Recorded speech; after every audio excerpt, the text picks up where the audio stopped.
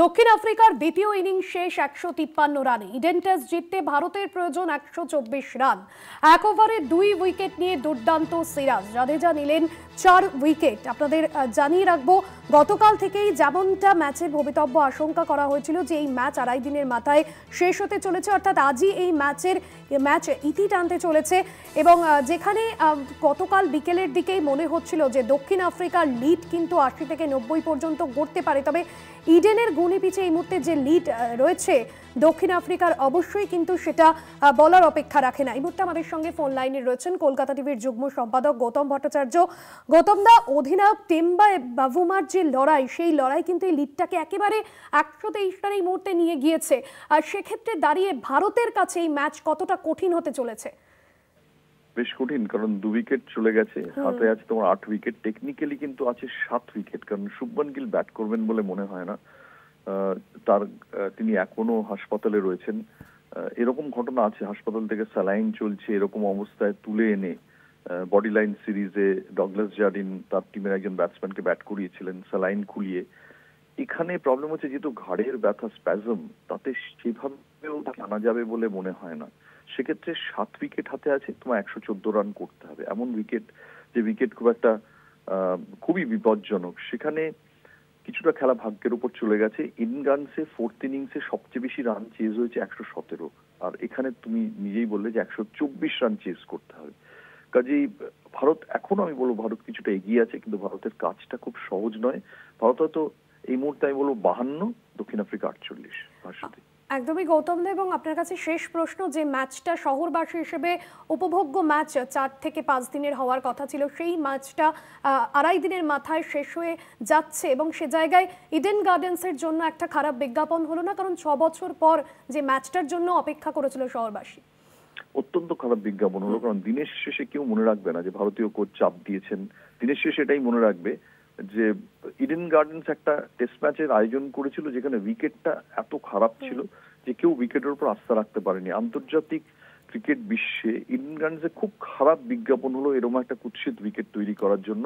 এবং আরো বেশি বিস্ময়কর, যে টিমে জসপ্রীত বুমরা আছেন, যে টিমে মোহাম্মদ সিরাজের মতো বোলার আছেন, আকাশদীপের মতো থার্ড পেসার রয়েছেন, মোহাম্মদ শামি বাইরে বসে আছেন, সেই টিমকে কেন ডক্টর করতে হবে, কেন ঘূর্ণি পিচ বানাতে হবে, কেন তারা নিজেদের স্বাভাবিক দক্ষতার উপর আস্থা রেখে একটা ম্যাচ খেলতে পারবে না? কিন্তু ওই যে বললাম, দিনের শেষে পুরোটাই যাবে ইডেন গার্ডেন্স এর উপর দিয়ে, কারণ ঘটনাটা ঘটেছে ইডেন গার্ডেন্স এর উইকেটে। এটাই দুঃখজনক।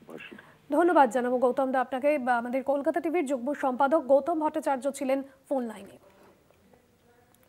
আর এই মুহূর্তে আমরা যাব সরাসরি ইডেন গার্ডেন্স থেকে, রয়েছেন আমাদের assistant sports editor Joyjyoti Ghosh. Joyjyoti, গতকাল থেকেই ম্যাচের ভবিতব্য স্থির হয়ে গিয়েছিল, এবং তুমিও বলেছিলে যে টেম্বা যদি তিনি একটা অদম্য লড়াই শেষ মুহূর্তে করতে পারেন, এবং আজকে তিনি যে 55 রানের ইনিংস খেলেছেন, সেক্ষেত্রে দাঁড়িয়ে কিন্তু এই ভারতের কাছে এই ম্যাচ যথেষ্ট কঠিন এই পিচে দাঁড়িয়ে।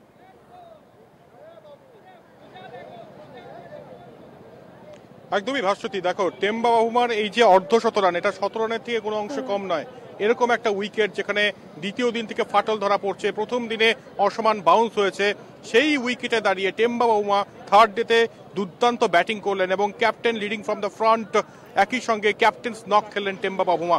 এবার বিষয় হচ্ছে যে এখন যে পজিশন ম্যাচের, এটা কিন্তু ট্রিকি কন্ডিশন ইন্ডিয়ার জন্য। 2টি উইকেটের পতন স্কোর কার্ডে দেখাচ্ছে, তবে ওটাকে 3 ধরতে হবে। বিসিসিআই অলরেডি কনফার্মেশন দিয়ে দিয়েছে শুভমান গিল ব্যাটিং করবেন না। শুভমান গিল হসপিটালে রয়েছেন এবং সেখানে সৌরভ গঙ্গোপাধ্যায় যাচ্ছেন তাকে দেখতে। তবে অবস্থা খুব একটা যে খারাপ তা নয়, তিনি সুস্থ রয়েছেন, তবে এই টেস্ট ম্যাচে তিনি ব্যাটিং করবেন না কোনোভাবেই, এটা বিসিসিআই তরফ থেকে জানিয়ে দেওয়া হয়েছে। তাহলে যেটা দাঁড়ালো সেটা হচ্ছে যে 10 রানে 2টি উইকেট ভাবলে ভুল হবে, 10 রানে 3। এরপর যখন লাঞ্চের পর খেলা শুরু হবে, সেক্ষেত্রে উইকেট যদি আরো মানে অন্যরকম আচরণ শুরু করে, আবারও যদি বল লাফিয়ে আসে, আবারও যদি বল নিচু হয়ে আসে, এবং সেটাই আসবে, কারণ যা দুদিনের যা ট্রেন্ড, তাতে তৃতীয় দিনের সেকেন্ড সেশনেও যে একই ট্রেন্ড থাকবে সেটা বলা বাহুল্য। তাই এটাই বলবো যে এই উইকেটে দাঁড়িয়ে ভারতীয় ব্যাটারদের কিন্তু পেশেন্স রাখতে হবে, টেম্পারামেন্ট রাখতে হবে। এবং গৌতম গম্ভীর যিনি বারবার রিকোয়েস্ট করে গিয়েছেন এরকম একটা উইকেট করতে। এর আগে কিন্তু আমরা দেখেছি ভালো উইকেট ছিল এবং ইডেন গার্ডেন্সে যথেষ্ট দক্ষতার সঙ্গে উইকেট করেছেন সুজন মুখোপাধ্যায়। তবে ভারতীয় দলের আবদার রাখতে গিয়ে এই যে একটা খারাপ বিজ্ঞাপন হচ্ছে ইডেন গার্ডেন্সের, এটা হয়তো মানে দায়টা যাবে সিএবির উপর। তাই এটাই বলা যে এখন এই মুহূর্তে দাঁড়িয়ে ভারত যে জিতে যাবে অনায়াসে এটা বলাটা ভুল, কারণ এখান থেকে লড়ে জিততে হবে, প্রতিটি রানের জন্য স্ট্রাগল করতে হবে ব্যাটারদের। এবং এক্ষেত্রে দক্ষিণ আফ্রিকার বোলার যারা মার্কো জ্যানসন রয়েছেন এবং অপরদিকে যেসব স্পিনাররা রয়েছেন, হার্মার রয়েছেন, তারাও কিন্তু একটা অদম্য লড়াই দিতে চাইবে। তবে একটা বিজ্ঞাপন হতে পারে, দক্ষিণ আফ্রিকার ব্যাটার টেম্বা বাভুমা দেখিয়ে দিয়েছেন এই উইকেটে কিভাবে ব্যাটিং করতে হয়। পেশেন্স, টেম্পারামেন্ট সবকিছু মিলিয়ে মিশিয়ে একটা ক্যালকুলেটিভ নক খেলেছেন আজকে টেম্বা বাভুমা ভারতীয় ব্যাটারদের কাছেও কিন্তু একটা উদাহরণ হতে পারে। তাই এই মুহূর্তে ওয়াশিংটন সুন্দর যিনি ক্রিজে রয়েছেন, যাকে 3 নম্বরে প্রমোট করা হয়েছে, গৌতম গম্ভীর গ্যাম্বেল খেলেছেন ওয়াশিংটন সুন্দরকে 3 নম্বরে নামিয়ে, তিনি কি সেই জায়গাটা রাখতে পারবেন যে আস্থাটা রেখেছেন কোচ, সেটা দেখার। ক্যাপ্টেন নেই, এক্ষেত্রে ঋষভ পান্থকে অ্যাডিশনাল দায়িত্ব দেওয়া হয়েছে। ঋষভ পান্থকে ব্যাটার হিসেবেও কিন্তু ম্যাচুরিটি দেখাতে হবে। তাই সব মিলিয়ে বলা যায় যে ম্যাচ জমজমাট। একদমই জয়জ্যোতি, অর্থাৎ বোঝাই যাচ্ছে যে প্রত্যেকটা রানের জন্য কিন্তু স্ট্রাগল করতে হবে ভারতীয় ব্যাটারদের, পেশেন্সটাও প্রয়োজন। ধন্যবাদ জানাবো। সরাসরি ছিলেন ইডেন গার্ডেন্স থেকে আমাদের assistant sports editor Joyjyoti Ghosh.